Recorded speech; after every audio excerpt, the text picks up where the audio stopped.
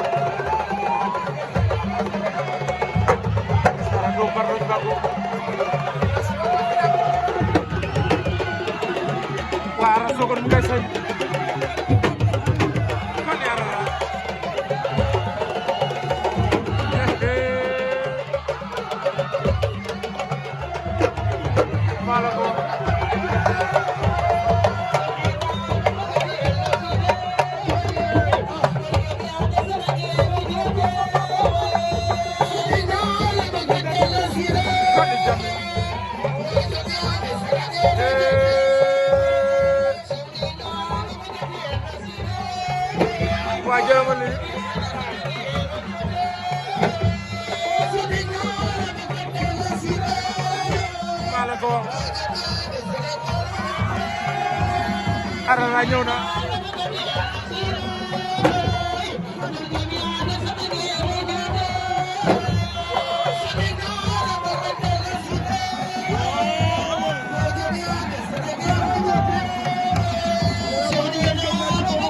waaw Jammeh nee na gën a gaaw na gën a bar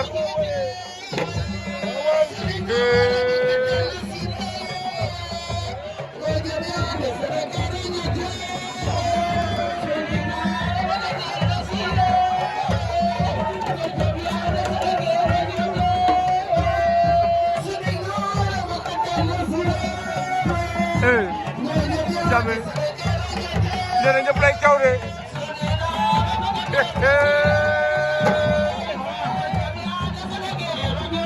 koni Jammeh waaye Jammeh ngay say de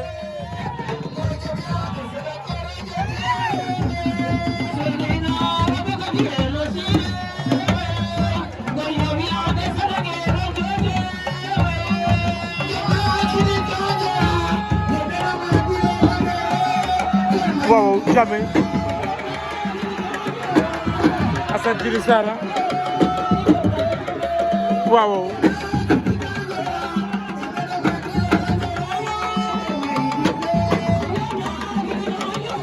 waaye Ade Ngom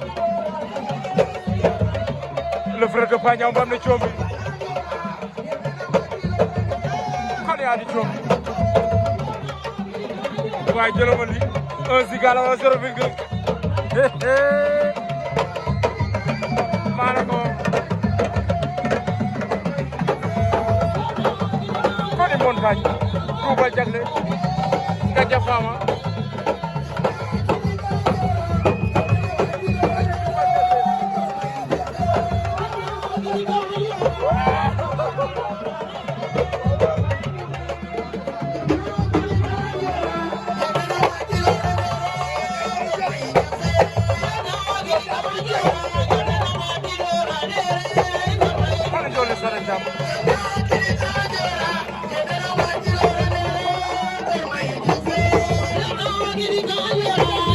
waaw